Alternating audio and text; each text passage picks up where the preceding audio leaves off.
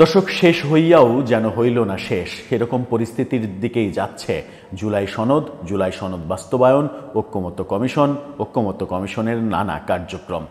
শেষ পর্যন্ত বিতর্ক দিয়েই শেষ করতে যাচ্ছে ঐক্যমত্য কমিশন তাদের কার্যক্রম, এবং শেষ বেলায় এসে তারা যে কার্যক্রমটা করলো সেটা আবারও বিতর্কের জন্ম দিয়েছে।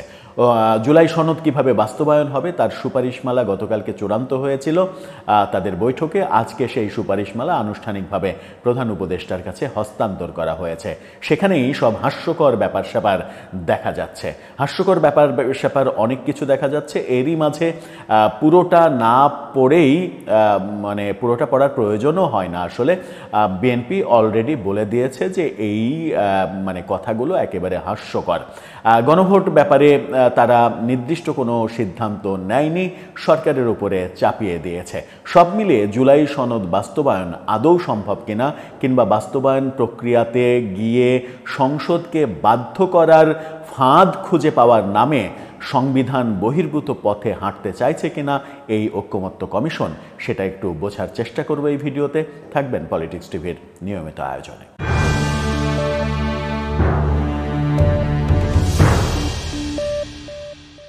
দর্শক, বলছিলাম জুলাই সনদ বাস্তবায়ন পদ্ধতি নিয়ে সংবিধান বিরোধী একাধিক সিদ্ধান্ত তারা সুপারিশমালায় অন্তর্ভুক্ত করেছে। যেমন এখন টেলিভিশনের এই শিরোনামটা দেখলে বুঝতে পারবেন যে প্রথম সিদ্ধান্তই তাদের সংবিধান বিরোধী। সেখানে বলা হচ্ছে, রাষ্ট্রপতি নয়, গণভোটের জন্য সংবিধান সংস্কার আদেশ জারি করবে সরকার, ঐক্যমত্য কমিশনের প্রস্তাব।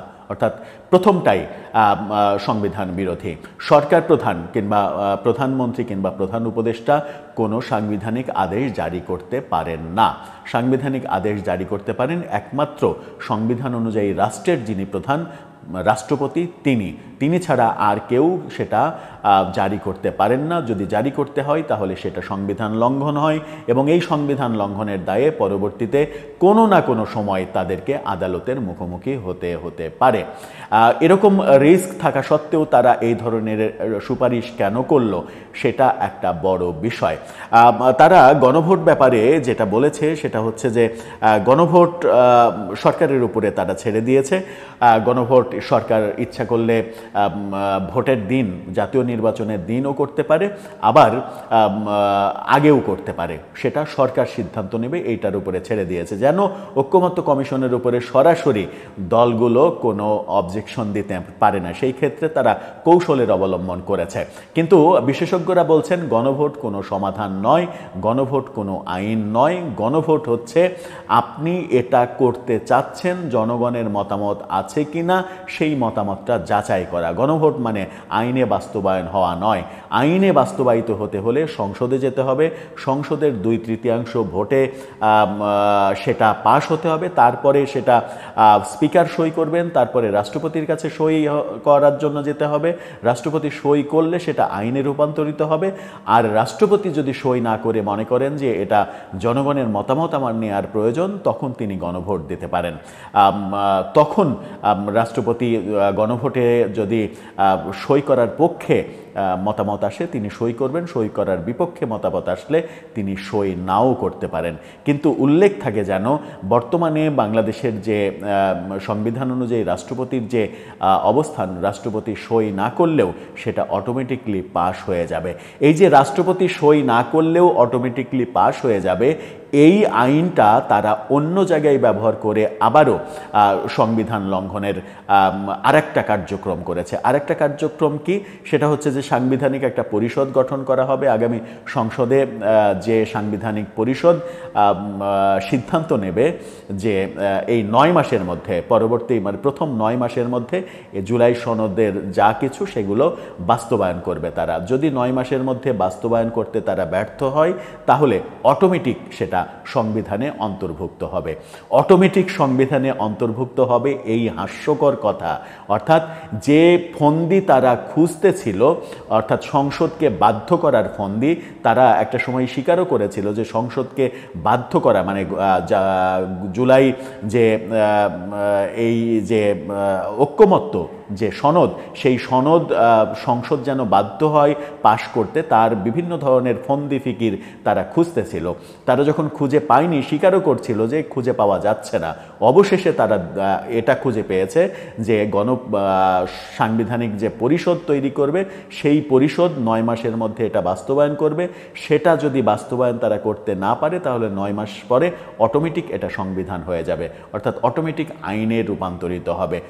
অথচ সংবিধানের সম্পূর্ণ সংবিধানের ব্যত্যয়, এটা সংবিধান বিরোধী ব্যাপার এটা। এবং এটা বলেছেনও বিএনপি নেতা সালাউদ্দিন আহমেদ। তাকে নিয়ে শিরোনামটা দেখে নিন। তিনি বলছেন যে সংসদ 270 দিনে ব্যর্থ হলে প্রস্তাবগুলো স্বয়ংক্রিয়ভাবে সংবিধানে যুক্ত হবে, এটা হাস্যকর। তিনি বলেছেন সেটা হচ্ছে যে আগামী সংসদ 270 দিনে ঐকমত্য কমিশনের সুপারিশ প্রস্তাবগুলো সংস্কার পরিষদ পাশ করতে ব্যর্থ হলে স্বয়ংক্রিয়ভাবে সংবিধানে যুক্ত হবে, এটা হাস্যকর। আইন উপদেষ্টার সঙ্গে বৈঠকে তিনি এই কথা বলেছেন। সালাউদ্দিন আহমেদ বলেছেন, আশ্চর্য হওয়ার বিষয় হচ্ছে তারা একটা টাইম লিমিট নির্ধারণ করে দিয়েছেন। 270 পঞ্জিকা দিনের মধ্যে এসব সংস্কার প্রস্তাবগুলো গৃহীত না হলে অটোমেটিক সেটা সংবিধানে সংযুক্ত হবে। এটা একটা হাস্যকর ব্যাপার। বলেছেন সংবিধানের কোনো বিষয় সংশোধিত হওয়ার পরে এটা একটা আইন, সে আইনটা সংসদে যথাযথভাবে পাশ হওয়ার পরে যখন স্পিকার সই করেন, রাষ্ট্রপতির কাছে দেবেন, রাষ্ট্রপতি সই হওয়ার পরে সেটা আইন হিসেবে পরিণত হবে। সেটা সংবিধান সংশোধন হোক আর আইন হোক, এটাই পদ্ধতি। পরীক্ষায় অটো পাশের মতো কোনো বিষয় তো সংবিধানে থাকতে পারে না। এগুলো কিভাবে সুপারিশে আসে আমি জানি না। অর্থাৎ বিএনপি অলরেডি এটাকে হাস্যকর বলেছে। আমরা তো প্রথমেই বলেছি যে হাস্যকর সব সিদ্ধান্তের মধ্য দিয়ে ঐকমত্য কমিশন তার মেয়াদ শেষ করতে চাইছে। আজকে যখন 28 তারিখ, আর মাঝখানে 2 দিন তাদের মেয়াদ রয়েছে। এই 31 তারিখ পর্যন্ত তাদের মেয়াদ বাড়ানো হয়েছে। আমি নিশ্চিত যে আবারও তাদের মেয়াদ বাড়ানো হবে, কারণ এই যে হাস্যকর সিদ্ধান্ত নিয়েছে, এই হাস্যকর সিদ্ধান্তগুলো আবার পাল্টাতে হবে তাদেরকে। পাল্টাতে হবে এই কারণে যে তারা ওই সাংবিধানিক আদেশ মানে প্রধান উপদেষ্টা জারি করবেন।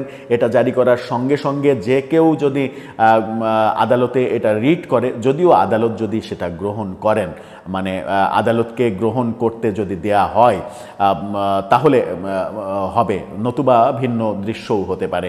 কিন্তু কখনো না কখনো ইতিহাসে কখনো না কখনো সেটা আদালতে যাবে এবং এই ব্যাপারটা বিচারের মুখোমুখি হবে যে সাংবিধানিক আদেশ রাষ্ট্রপ্রধান না সরকার প্রধান জারি করেছেন, এটার বৈধতা কোনোদিনই পাবে না।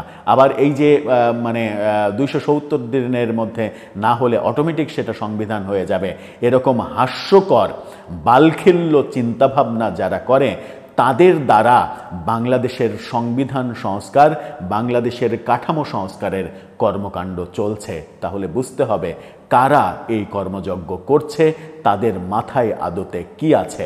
তাদের মাথায় সংবিধান, আইন, পৃথিবীর আইন, রাষ্ট্রবিজ্ঞান, এগুলো কোনো কিছুই আছে কিনা। যদিও মানে প্রফেসর আলী রিয়াজ নিজে রাষ্ট্রবিজ্ঞানের ছাত্র, তারপরেও এই ব্যাপারগুলো আছে কিনা মানে ব্যাপারটা বোঝা খুব মুশকিল। এভাবেই কি দিন যাবে কিনা। আবার তারা যে গণভোটের প্রসঙ্গ বলেছে, সেই গণভোটের প্রশ্নে, গণভোটের ব্যালটে কি প্রশ্ন দেয়া হবে সেটা তারা আবার লিখে দিয়েছে। সেখানে প্রশ্ন দেয়া হবে হচ্ছে, গণভোটের ব্যালটে দেওয়ার জন্য কমিশনের যে প্রশ্ন সুপারিশ করেছে সেটি হলো, আপনি কি জুলাই জাতীয় সনদ সংবিধান সংস্কার বাস্তবায়ন আদেশ 2025 এবং ইহার তফসিল 1-এ সন্নিবেশিত সংবিধান সংস্কার প্রস্তাব সমূহের প্রতি আপনার সম্মতি জ্ঞাপন করিতেছেন? হ্যাঁ অথবা না, হ্যাঁ অথবা না ভোট দেবে। অথচ 84টা যে প্রস্তাব, সেই 84টা প্রস্তাবের মাত্র 27টা প্রস্তাবে একমত হয়েছে দলগুলো, বাকি কোনো প্রস্তাবে একমত হয়নি। সব প্রস্তাবেই মানে রয়েছে, নোট অফ ডিসেন্ট রয়েছে। এবং মৌলিক যে সাংবিধানিক প্রসঙ্গ, সেই সাংবিধানিক প্রসঙ্গের 9টি 9টিতেই রয়েছে মানে বেশিরভাগ 12 না 13টার মধ্যে 9টাতেই রয়েছে হচ্ছে নোট অফ ডিসেন্ট। তো নোট অফ ডিসেন্টের প্রসঙ্গ গণভোট নেওয়ার সময় লেখা থাকবে না। তার মানে হচ্ছে যে মানে গণভোট হবে পুরো মানে এনসিপি এবং জামাতের চাওয়া অনুযায়ী মানে সরকারের যে প্রস্তাব 84টা প্রস্তাব, সেই প্রস্তাবের উপরে গণভোট হবে। যদি প্রস্তাবের উপরেই গণভোট হয়, দলগুলোর মতামত যদি গণভোটে না আসে, এতদিনের মিটিংয়ের শেষে দলগুলো যে ব্যাপারগুলো এক জায়গায় নিয়ে আসলো সেই ব্যাপারগুলো যদি গণভোটে না আসে, তাহলে এই হাস্যকর ঐক্যমত্য কমিশনের এই বছরকাল ব্যাপী মিটিংয়ের নামে টাকা খরচের যে মানে মহোৎসব, এই সার্কাসটা কেন হলো? অবশ্যই গণভোটে দলগুলোর যে মতামত, সেই মতামতের প্রতিফলন থাকতে হবে। গণভোটে এটা থাকতে হবে যে দলগুলোর নোট অফ ডিসেন্ট দেয়া পয়েন্টগুলো প্রসঙ্গে, অর্থাৎ পয়েন্টগুলো অনুযায়ী যে দল ক্ষমতায় যাবে সেই দল তাদের নোট অফ ডিসেন্ট দেয়া বিষয়গুলো বাদে অন্যান্যগুলো বাস্তবায়ন করবে। এই শর্তে আপনি কি এই জুলাই সনদের পক্ষে নাকি বিপক্ষে, এইভাবে যে কোনোভাবে একটা বাক্য সাজাতে হবে। যেটা বিএনপি বলছে যে নোট অফ ডিসেন্ট অবশ্যই থাকতে হবে, আমি ক্ষমতায় গিয়ে তো আমার যে মানে আমার যে দ্বিমত দেওয়া বিষয়গুলো, সেই দ্বিমত করা বিষয়গুলো আমি বাস্তবায়ন করব না। জামাত যদি ক্ষমতায় যায়, জামাত যে বিষয়গুলোতে দ্বিমত করেছে সেই দ্বিমত করা বিষয়গুলোকে তারা বাস্তবায়ন করবে না। সুতরাং এই হাস্যকর ব্যাপারগুলো, এই যে জুলাই সনদ নিয়ে যে হাস্যকর ব্যাপারগুলো হচ্ছে, এই ব্যাপারগুলো আমাদেরকে কি ইঙ্গিত দিচ্ছে আদতে? এই যে বড় বড় বিশেষজ্ঞ, এবং যে বিশেষজ্ঞদের অধিকাংশই প্রফেসর ইউনূস বিদেশ থেকে ধরে নিয়ে এসেছেন, বিদেশ থেকে এনে বাংলাদেশের সংবিধান পুনর্গঠন, সংস্কার, পরিবর্তন, যা ইচ্ছা তাই সেগুলো করার দায়িত্ব অর্পণ করেছেন, তারা কি সত্যিই মানে যা ইচ্ছা তাই করছেন, কিংবা যা ইচ্ছা তাই করতে পারেন? প্রশ্নটা থেকেই যায়। দর্শক, আপনার মতামত কি জানিয়ে লিখতে পারেন আমাদের কমেন্ট বক্সে।